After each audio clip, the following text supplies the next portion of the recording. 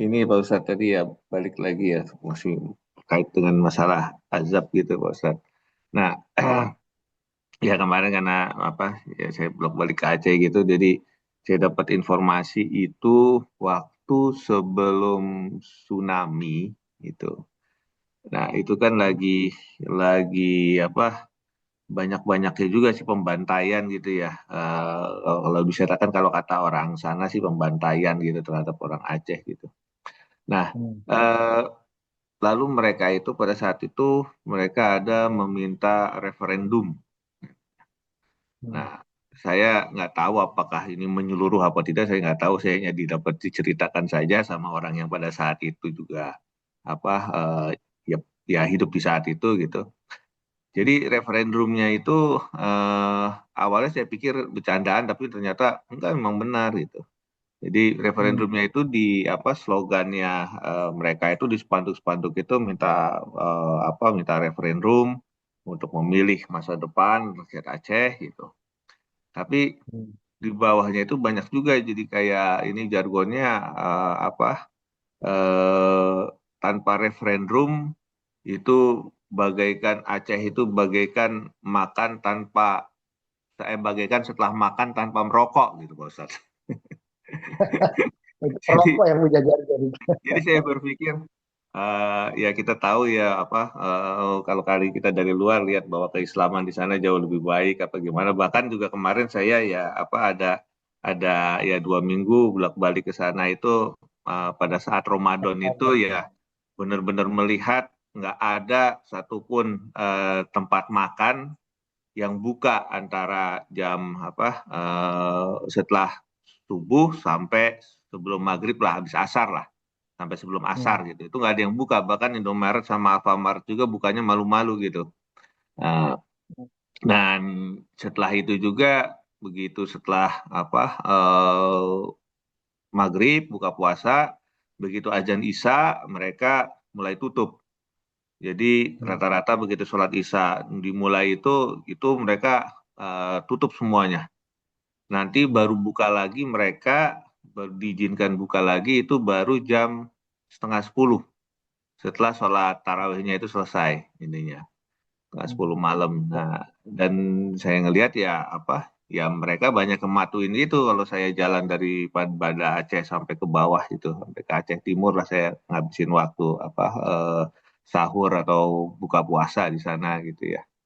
Jadi Hmm. kalau melihat terkesan tuh dengan lihat apa masjid juga itu masih bludak itu sampai ya saya terakhir ke sana itu kan hari Kamis kemarin itu ya dengan posisi masjid itu masih bludak terus gitu rata-rata gitu kalau lewatin masjid di sana itunya.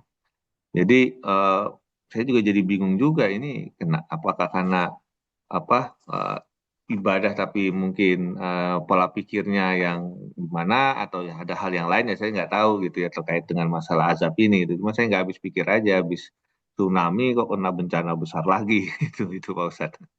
Jadi Ya, ya. apakah seperti itu apakah karena ada lihat dari orang-orangnya atau bagaimana ini Pak Ustadz atau memang juga kan ada juga kalau kita nggak amar nahi nahi mungkar kalau amar ma'rufnya saja nggak ada nahi mungkarnya ya kita membiarkan ya Ya, akhirnya kita juga kena juga dampaknya gitu ya. Nah, gimana ya, pendapat Pak Ustadz? ya, benar. Ya, terima kasih Barakallahu Fik atas pertanyaannya, info cerita tentang keadaan pasca bencana di Aceh. Yang kalau dari cerita tadi justru nampak ada perbaikan-perbaikan ya setelah dapat azab kemarin itu, setelah dapat musibah, kehidupan berikutnya jadi lebih baik. Ya, mereka sedemikian rupa menjaga puasa ini biar lebih sempurna, lebih baik, nggak dagang di siang hari betul-betul, malam hari pun diatur, pada waktu tarawih tidak dagang juga, baru buka lagi. Masya Allah, itu sesuatu yang ya katakanlah kalau ibarat orang-orang beriman itu adalah anak-anak kecil, nah ini untuk menjaga keimanan mereka supaya terjaga dengan baik. Meskipun sebetulnya bagi kita orang-orang dewasa, orang-orang yang sudah ada imannya dengan kajian-kajian atau keimanan yang kita pupuk dengan ibadah-ibadah selama ini, mestinya Buat kita nggak ada masalah. Mau ada restoran buka, mau ada orang jualan, mau ada makanan, mau ada di malam hari orang jajan, orang jualan yang bisa menggoda kita untuk sholat. Buat kita tetap puasa dan tetap sholat tarawih. Sebetulnya begitu. Tapi nggak apa-apa. Itu suatu kehidupan yang kadang-kadang masyarakat pada umumnya perlu kondisi itu. Karena jangan mengukur keimanan itu secara pribadi-pribadi, tapi diukur secara mayoritas. Bagaimana kita sholat, Nabi menyuruh lihat orang yang kebanyakan. Makanya sholat kalau jadi imam jangan panjang-panjang. Karena melihat mayoritas orang yang tidak siap. Mungkin 4 orang, 5 orang, 10 orang yang ada di depan saf pertama itu orang yang kuat baca sholat satu juz. Tapi yang di belakang, yang di kiri kanan semuanya mungkin hanya bisa 5 ayat, 3 ayat. Maka ikuti yang 5 ayat, 3 ayat itu supaya tetap terjaga iman semua. Ambil yang minimal, kan begitu. Seperti dalam sholat. Dalam konteks azab ini barangkali wallahu a'lam bishawab, di satu sisi ada keadaan yang mungkin layak azab itu turun kepada mereka. Ya, karena dalam sebuah ayat dikatakan ma asaba min musibat ma asaba min musibatin bukan uh, wa ma asabakum min musibatin fabima kasabat aydikum wa ya'fu an katsirin. Itu surat Al-Mu'min kalau tidak salah ayat 21 atau 22. Tidak satu musibah pun menimpa kalian itu disebabkan oleh perbuatan kita sebelumnya. Ya, ada kesalahan dan dosa yang mengundang azab itu terjadi. Wa ya'fu an katsirin, itu pun masih Allah berikan ampunan, maaf terhadap dosa-dosa besar yang lainnya, dosa-dosa yang lain yang kita perbuat.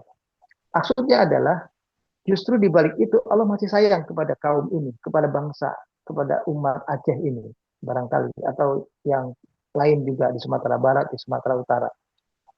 Ada yang baik di antara mereka, ya. Meskipun banyak yang berbuat salah di antara mereka. Yang berbuat salah ini Allah kasih kepada mereka azab disegerakan itu supaya mereka menyadari. Nah, kalau mereka menyadari perbuatan salahnya di masa lalu, maka ampunan Allah kepada mereka bukan terhadap dosa yang menjadi sebab mereka diazab itu saja. Tapi dosa-dosa mereka yang belum Allah ganti dengan azab, yang masih mungkin akan menjadi azab di akhirat, akhirnya Allah hilangkan sama sekali. Karena sebab dengan azab yang Allah berikan di dunia sementara ini, mereka sudah sadar, mereka sudah menjadi lebih baik. Karena dalam sebuah hadis dikatakan, "Idza aradallahu bi 'abdihil khaira ajjala lahul 'uqubah di dunia." Kalau Allah menghendaki kebaikan kepada hamba-hambanya, maka disegerakan azab itu di dunia. Perbuatan salahnya itu memang harus diazab. Tapi pengertian harus diazabnya itu ada yang Allah segerakan di dunia karena Allah ingin orang itu berubah menjadi baik. Mungkin dulu doa kakeknya, doa neneknya, mungkin ada perbuatan-perbuatan ikhlas yang mereka perbuat, samping mereka berbuat dosa, samping mereka zalim, mereka pernah menolong orang miskin, pernah kasih makan orang, walaupun mereka sholatnya nggak betul, ibadahnya nggak betul, masih menjalankan urusan narkoba. Kan Aceh itu masih banyak tuh urusan narkoba ini tetap berjalan sampai ke sini itu karena sebab itu salah satunya. Nah, dosa-dosa mereka itu semuanya ya pantas untuk diazab. Nah, Allah azab. Tapi karena mereka menyadari azab yang itu menghilangkan azab-azab yang tertunda lainnya yang nantinya akan ada di akhirat. Sebaliknya, wa idza aradallahu bi 'abdihi syarra, kalau Allah menghendaki keburukan kepada seseorang, ya, amsaka anhul uqubah. Justru siksa yang akan Allah berikan kepada mereka di akhirat itu tetap Allah pegang, nggak dikasih di dunia. Mereka malah dibikin kayak selamat di dunia, nggak dapat apa-apa. Ya, hatta yuwafiyahu yaumal qiyamah. Sampai betul-betul mereka hanya merasakan azab itu di akhirat. Justru yang ini kita berlindung kepada Allah. Jadi bangsa Aceh saya kira ada kesalahannya, tapi kesalahan itu ya sudah Allah kasih dalam bentuk azab yang seperti ini. Mudah-mudahan membuat mereka sadar kembali.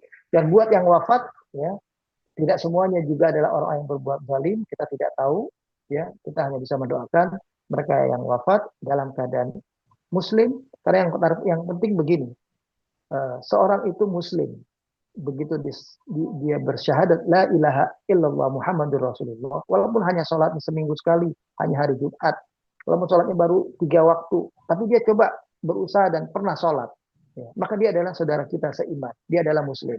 Karena kata Nabi patokannya begini. Ya, dalam sebuah hadis dari Anas bin Malik, man sholla sholatana, ya, siapa yang sholat seperti sholat kita, wastaqbala kiblatana, dan mengarahkan kiblatnya seperti kiblat kita ke Mekah juga, ke Ka'bah juga, bukan ke Gedung Putih misalnya, bukan ke Borobudur, kiblatnya juga ke arah kita juga sama, ya. Wa akala zabihatana, dan makan sesembelihan seperti kita makan sesembelihan, menyembelihnya dengan baca bismillah, dengan pisau yang ditajamkan, memilih binatang yang memang layak untuk disembelih, ya, tidak binatang yang diharamkan, ya. Fadzalikal muslim, kata Nabi. Maka itulah sudah orang Islam. Jadi orang Islam cuma dilihat sholatnya kayak kita, arahnya kiblatnya seperti kita, dia makan sembelihan kita, dia muslim. Ya. Alladzi lahu dzimmatullah wa dzimmatur rasul. Orang yang seperti inilah yang dapat perlindungan, jaminan dari Allah dan Rasulnya. Fala tughfirullaha fi zimmati. Maka janganlah kalian mendurhakai Allah dengan mengejek, mengecilkan, mencederai, menzalimi, menyakiti orang-orang tersebut. Ya, jadi kita merendahkan orang gara-gara ya sholatnya belum 5 waktu, tapi dia sholat. Ya sudahlah, begitulah keimanan orang itu. Ya, urusan dia kurang, urusan dia dengan Allah. Kalaupun kita kenal baik dengan dia, kita coba ingatkan, kita sadarkan. Nah, kalau sudah nggak bisa, kita doakan. Itu aja. Karena dengan dia berikrar syahadat tadi, dia sudah sholat tadi, dia adalah seorang muslim, dan Allah sayang dengan mereka semua. Dan bentuknya tadi, azab itu kurang lebih seperti itu. Diazab justru karena sayangnya Allah kepada mereka, tidak diazab justru membuktikan Allah nggak peduli dengan mereka. Ibarat orang bertamu malah nggak disapa, nggak ditegur. Merugilah orang yang seperti itu. Wallahu a'lam bishawab. Barangkali itu pandangan saya. Ya, ya, kalau khairan Ustaz. Jadi memang Ya, eh, Pak, iya. ya saya bisa menyimpulkan kalau ya memang ini rasa apa karena sayangnya Allah sama mereka gitu, baik yang masih hidup maupun yang apa sudah meninggal. Ini Jawab. jadi saya teringat juga karena yang azab yang datang itu kan bicaranya tsunami sama banjir gitu kan. Yang keduanya itu adalah ya kalau orang meninggalnya itu rata-rata banyak meninggalnya karena tenggelam atau tertimbun gitu. Itu yang Syahid, apa insya Allah. yang zahid itu insya Allah ya. Ya. Ya, jazakallah khair. Oh, iya, karena orang yang mati kebakaran, mati tenggelam, itu hanya dasarnya iman aja, maka surga buat mereka. Itu mati syahid. Ya. Bahkan kalau yang mati tenggelam, dia punya utang, utangnya pun bisa tidak Allah tuntut nanti di akhirat. Beda dengan orang yang kalau wafat dalam kondisi normal di darat. Kita kalau wafat di darat, walaupun kita perang fisabilillah pun utang kita masih dipertanyakan. Nah, itu begitu. Bedanya dengan orang yang mati syahid, berdiat ya Allah, tapi matinya di lautan atau kena banjir. Seperti yang tsunami itu juga sama. Nah, banjir yang air bah yang begitu besar dan banyak, maka mereka bahkan bisa dibebaskan dari utang-utang mereka. Tapi jangan ditanya, kalau gitu yang punya piutang nggak dapat lagi dong bagiannya. Insya Allah Hmm. Allah Maha Adil. Yang berutang saja yang diselamatkan, yang punya piutang pasti juga dikasih lagi kelebihan. Ya yakinlah Allah Maha Adil. Yang sekarang ini kan sedang berkecamuk nih perang antara Iran dengan Amerika Israel. Ya, Menurut kita sebagai Muslim itu kan ya, Iran itu kan Syiah, sehingga ada dikotomi antara Syiah dengan Sunni gitu Pak Ustadz. Bagaimana ya. kita menyikapi sebagai umat Islam terhadap fenomena seperti ini Pak Ustadz? Syukran. Waduh, menarik ini. Banyak yang nanya saya seperti itu. Barakallahu fiik. Saya ditanya. Eh, jadi saya sempat baca-baca lagi, coba lihat lagi. Ya. Akhirnya saya sampai pada kesimpulan ketika ada yang bertanya itu saya jawab begini. Ya.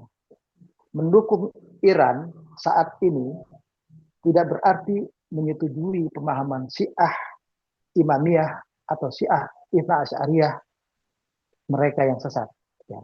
Tidak berarti menyetujui Syiah mereka yang sesat. Ya. Kita tetap harus mendukung mereka. Saat ini Iran sedang menghadapi Zionis yang jelas-jelas kekafirannya, ya, yaitu Israel dan Amerika. Yang sejatinya selama ini menzalimi umat Islam. Ya. Dan mereka lah yang menggiring umat Islam kepada perpecahan selalu. Termasuk Tunisia diperuncing ke arah politik, sehingga akhirnya seolah-olah kita tidak merasa bersaudara. Sebab, yang tadi hadis yang saya secara langsung saya bacakan juga tadi dalam konteks musibah. Patokannya itu, kata Nabi, dalam hadis dari Anas tadi itu hadisnya. Man sholla sholatana, siapa yang sholat seperti sholat kita. Orang Syiah sholatnya kayak kita enggak. Kayak kita sholatnya tetap, walaupun dia sujudnya harus pakai batu, ya. Tapi sholatnya ruku sujudnya bacaannya berdirinya 5 rakaat 5 waktu, kemudian 4 rakaat isya, 2 rakaat subuh. Meskipun sebagian mereka ada yang 3 waktu ya, digabung, itu 3 waktu digabung, duhur, asar, maghrib, isya, tetap 5 yang dimaksud. Sholat seperti sholat kita, kata Nabi. Wastaqbala qiblatana, kiblatnya arahnya sama dengan kita. Mereka kan pergi haji. Orang yang berita Arab Saudi nggak dilarang. Kalau mereka bukan Muslim, dilarang. Kalau orang kafir itu dilarang. Karena orang kafir nggak boleh masuk ke Mekah dan Madinah. Wa akala dhabihatana, kata Nabi. Dan mereka makan sesembelihan seperti kita makan sesembelihan. Fadzalikal muslim, kata Nabi. Maka itu adalah umat Islam. Orang Islam. Ya. Alladzi lahu dhimmatullah wa dhimmatur rasul. Mereka yang dapat perlindungan dari Allah dan Rasulnya. Itu dari Allah jamin. Malah Nabi katakan, "Fala tuhqirullaha fi dhimmati." Jangan pernah durhaka kepada Allah dengan mencederai mereka, dengan kita menghinakan mereka. Bahkan ada satu hadis, satu ungkapan dari orang yang selama ini sangat keras terhadap Syiah. Ya. Orang itu adalah Ibnu Taimiyah. Syekh Ibnu Taimiyah ini sangat keras di masa terdahulu terhadap Syiah. Apa yang beliau katakan? Beliau katakan begini, kullu man kana mu'minan bima ja'a bihi Muhammad fahuwa khairun min kulli man kafara bihi. Semua orang beriman yang beriman kepada apa yang dibawa oleh Nabi kita Muhammad sallallahu alaihi wasallam, keadaannya masih lebih baik daripada orang yang mengkafiri apa yang dibawa oleh Nabi Muhammad. Orang yang kafir kepada ajaran Islam ini maksudnya. Wa in kana hadzal mu'min, meskipun orang mukmin yang percaya kepada apa yang dibawa oleh Nabi Muhammad itu adalah min ahli bid'ah. Mereka adalah ahli bid'ah yang suka bid'ah-bid'ah kayak banyak yang dikerjakan oleh umat-umat sekarang. Ya. Au minal khawarij, atau orang khawarij. Au minas syiah, atau orang syiah. Au minal murji'ah, atau orang murji'ah. Kalau khawar itu ekstrim dalam soal tauhid ini, mereka seolah tidak bisa bersama dan menganggap kafir orang yang berbuat maksiat. Kalau murji'ah sebaliknya, ini orang yang ekstrim tolerannya. Ya. Orang yang berdosa besar sekalipun masih Allah maafkan. Orang yang berbuat syirik pun masih Allah maafkan. Tergantung Allah urusannya pokoknya di akhirat. Itu murji'ah. Fa innal yahuda wan nasara, karena orang Yahudi dan Nasrani itu kuffaran kufran ma'luman minad din bid-darurah, kata Ibnu Taimiyah. Karena orang Yahudi dan Nasrani itu adalah orang-orang kafir yang kafirnya sudah nyata dan jelas, mereka betul-betul keluar dari agama dan tidak ada nilai agama Islam sedikit pun. Mereka tidak bersyahadat, mereka tidak sholat 5 waktu, mereka tidak percaya kiblat Ka'bah itu sendiri semua. Ibnu Qayyim, kalau mau ditambah biar kita ada hujah kalau ada yang membantah pandangan ini. Ibnu Qayyim mengatakan al-farahu bintisaril kuffar 'alal muslimin min nawaqidil muwalatil iman. Bergembira terhadap kemenangan orang-orang kafir yang sedang menzalimi orang-orang Islam itu termasuk di antara hal-hal yang bisa membatalkan sikap al-wala kita dalam keimanan. Sikap al-wala itu sikap loyalitas kita. Sikap keberpihakan kita kepada keimanan ini itu menjadi bisa hilang kalau kita gembira melihat orang kafir menyiksa orang-orang Islam.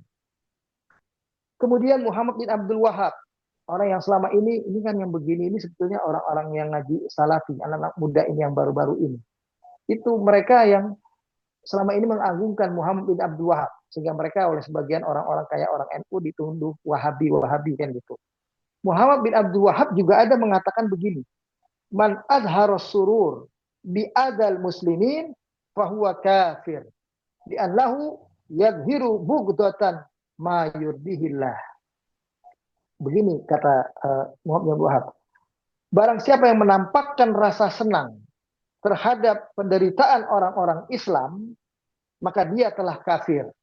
Kenapa? Karena berarti dia menampakkan kebencian terhadap apa yang Allah ridhoi. Allah ridhoi orang itu dengan menjadi muslim. Dengan dia bersyahadat itu Allah sudah ridho. Makanya orang yang berpuasa ini yang dipanggil itu adalah alladzina amanu. Orang-orang yang beriman yang masih dalam proses. Masih modalnya baru syahadat, nggak apa-apa. Ayo puasa. Karena ini bisa memperbaiki diri kalian. Bisa menjaga kualitas iman kalian. Bisa meningkatkan kualitas iman kalian. Nggak dipanggil ya ayyuhal mu'minun. Ayyuhal mu'minun itu orang yang imannya udah jadi. Orang yang sudah mumpuni, yang berkualitas. Kalau nilai angka tertinggi 10, imannya udah 8, 9, 10. Yang Allah panggil adalah ya ayyuhalladzina amanu, yang imannya mungkin baru 3, 4, 5. Nggak apa-apa, ayo bergerak, ayo berpuasa. Karena ini bisa melatih kalian, bisa meningkatkan derajat iman kalian. Nah, itu begitu. Jadi kalau saya punya pandangan, kurang lebih mengikuti pandangan-pandangan yang tadi saya baca, bahwa mereka tetap seiman dengan kita, mereka adalah muslim, ya. Tapi kita tidak mendukung kesesatan mereka. Karena tetap Isna Asyariah itu adalah paham yang sesat. Sesat itu urusannya nanti dengan Allah. Allah akan mengadili mereka. Tapi mereka tetap Islam, tetap Muslim. Saya nggak berani mengatakan mereka kafir, ya, kecuali mereka tidak bersyahadat. Atau ada yang mengatakan syahadatnya kan ditambah, wa anna aliyan waliyullah, dan Ali adalah wali Allah. Syahadat ditambah seperti itu sebetulnya secara syariat masih boleh-boleh saja. Kayak orang menyebut wa anna wali songo waliullah misalnya, karena dia yakin wali songo itu adalah wali Allah, boleh saja dia tambah itu. Tapi syahadat aslinya tetap dibaca asyhadu alla ilaha illallah wa asyhadu anna muhammadan abduhu wa rasuluh. Kecuali mereka ganti wa asyhadu anna aliyan abduhu wa rasuluh. Kan ada paham sekte Syiah yang Rafidhah itu menganggap Allah salah alamat kasih wahyu, mestinya kepada Ali bukan kepada Muhammad. Nah, itu yang kafir. Enggak semuanya Syiah itu kafir. Syiah itu banyak juga yang muslim, tapi tetap mereka dalam kesesatan karena mereka membenci para sahabat, mencaci maki Abu Bakar, Umar, Utsman, mencaci istri-istri Nabi, tetap mereka dalam kesesatan. Mereka kawin mut'ah yang enggak benar menurut syariat. Nah, sekali lagi, tidak berarti kita mengakui kebenaran keyakinan agama mereka yang kita yakini sesat itu. Tapi mendukung mereka tetap kita perlukan. Ya, karena lawannya Yahudi Nasrani.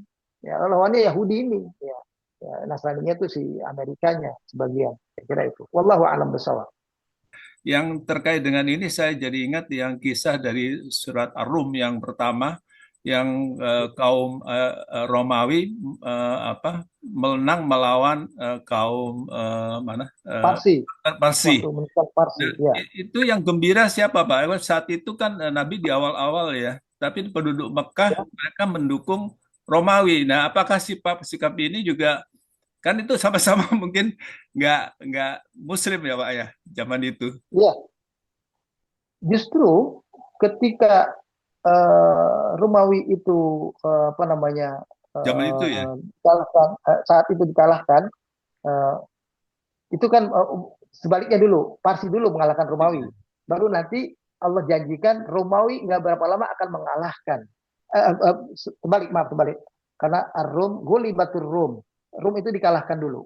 Yeah. Nah, tapi nanti bisa terbalik, akhirnya Parsi yang mengalahkan Romawi, itu bisa terjadi.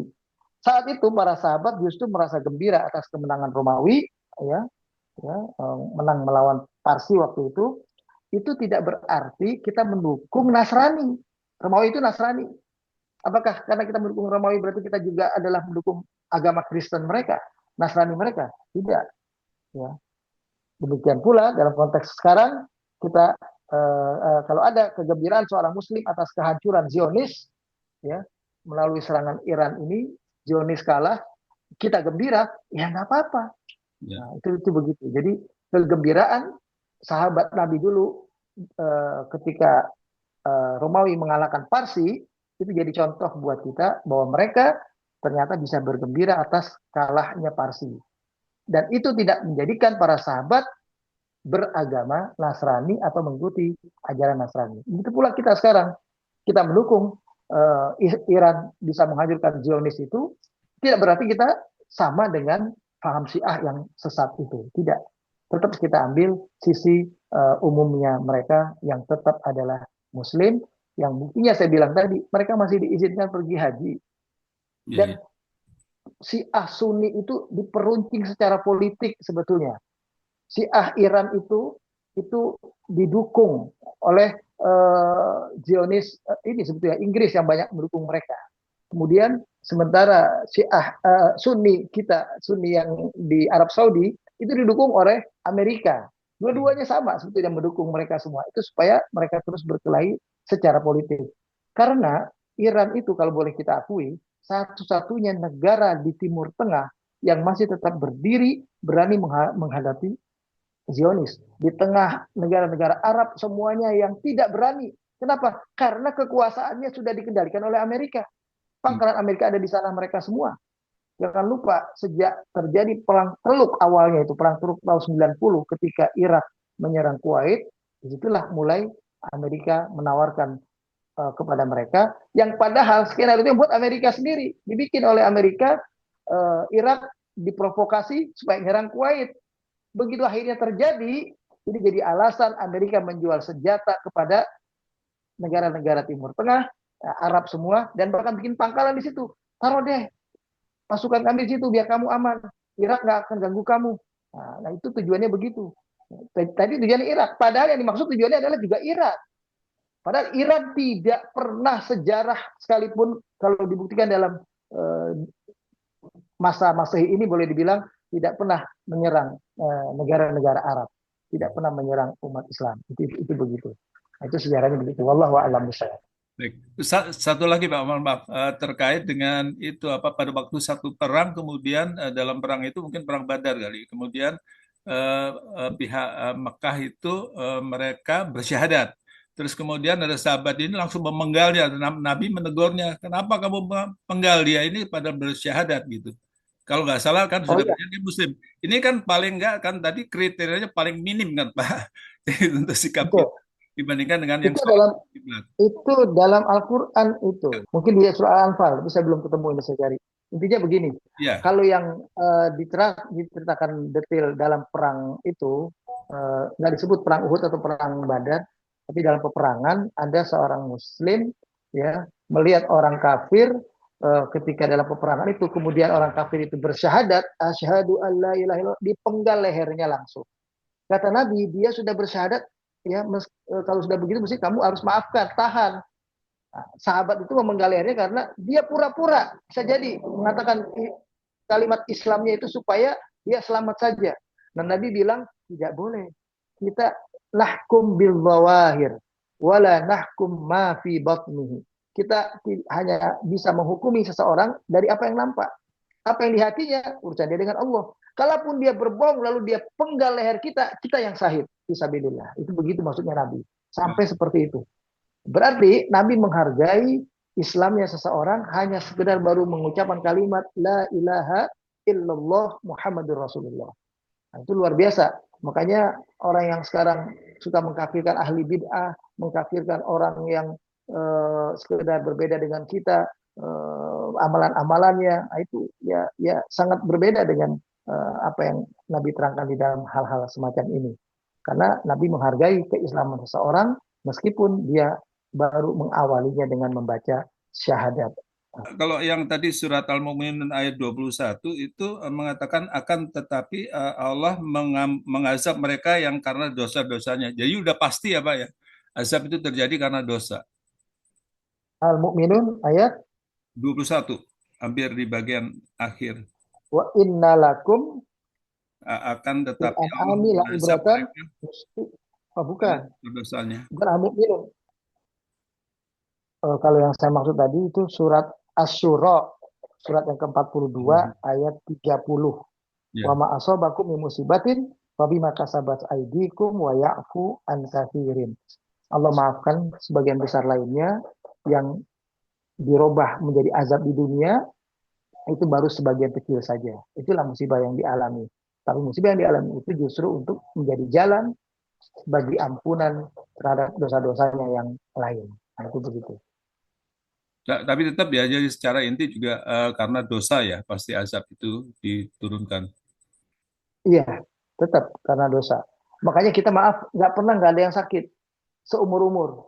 Pasti karena ada dosanya. Kecuali Nabi ya. Nabi sakit itu adalah untuk pelajaran. Makanya Nabi sakitnya nggak pernah sehari-hari. Nabi nggak pernah sakit kan? Baru sakitnya menjelang wafat. Baru itu sekali. Nah kalau kita kan sakitnya sering. Sakit pusing, sakit ini, sakit itu. Itu karena dosanya ada. Nah, kalau kita istighfar, minta ampun, maka itu jadi penghapus kesalahan dan dosa kita. Makanya Nabi waktu berkunjung kepada orang yang sakit, itu sebelum mendoakan dia lekas sembuh, Nabi doakan dulu, Nabi katakan dulu kalimat ini, la ba'sa tahurun insya Allah. Gak apa-apa, ini membersihkan. Kan kalau kita ngomong begitu, ini membersihkan, ini menghapuskan dosa-dosamu. Orang yang sakit malah mungkin marah. Lu kira gue banyak dosa? Ngomong begitu kan gitu. Tapi memang Ya, benar kan, karena jadi memang benar kan ya Pak. Jadi karena memang dosa juga kan. sebetulnya sebetulnya betul karena dosa. Ya, kalau nggak ada dosanya pun sakit itu untuk meningkatkan derajat kita. Jadi hanya dua, meningkatkan derajat atau menghapuskan dosa. Tidak ada sebab lain. Karena aslinya Allah menghendaki kebaikan kepada kita. Nah, itu yang zalika di anallaha lam yakum mughayyiran nikmatan an'amahu ala qaumin hatta yughayyiru ma bi anfusihim. Itulah Allah tidak akan mengganti kenikmatan yang asalnya memang Allah kasih kepada suatu kaum kecuali kaum itu yang merubah kenikmatan menjadi musibah, kenikmatan menjadi bencana. Yang merubah itu kita. Makanya kata-kata innallaha la yughayyiru ma biqaumin hatta yughayyiru ma bi anfusihim, maknanya itu sebetulnya. Allah tidak merubah suatu kaum sampai kaum itu merubahnya sendiri. Maksudnya adalah Allah tidak akan merubah kenikmatan yang diberikannya kepada suatu kaum sampai kaum itu yang merubahnya sendiri dari kenikmatan menjadi bencana. Allah tidak merubah kenikmatan yang Allah berikan kepada satu individu sampai individu itu yang merubah dari nikmat menjadi sakit, menjadi derita. Yang membuat itu kita jadi sakit. Salah makan, salah tidur, salah bergerak, salah apa, kita yang bikin. Aslinya Allah kasih kita sehat. Aslinya Allah kasih kita kesejahteraan, kebaikan. Kita yang merubah menjadi bencana, menjadi musibah, menjadi sakit. Itu tangan kita, perbuatan kita. Kita doa dulu sebelum kita tutup ya. Ya. Baik, alhamdulillah hamdan katsiran tayyiban mubarakan fih ya rabbana lakal hamdu wa lakal syukur. Allahumma a'izal Islam wal muslimin. Allahumma ansuril mujahidin fi kulli makan. Allahumma ansur ikhwanana al-muslimina fi kulli makan. Allahumma afriq alaihim as-sabra wa thabat. Rabbana atina fid dunya hasanah wa fil akhirati hasanah wa qina adzaban nar. Wa sallallahu ala nabiyyina Muhammad wa ala alihi wa sahbihi wa sallama tasliman katsira. Walhamdulillahi rabbil alamin. Ya, demikian semuanya. Saya mohon maaf. Boleh ya, saya pamit. Ya, semoga sehat semuanya sampai Idul Fitri. Ya, insya Allah kita ketemu paling enggak dalam apa namanya komunikasi di grup atau di WhatsApp. Ya, insya Allah. Ya. Assalamualaikum. Waalaikumsalam. Waalaikumsalam.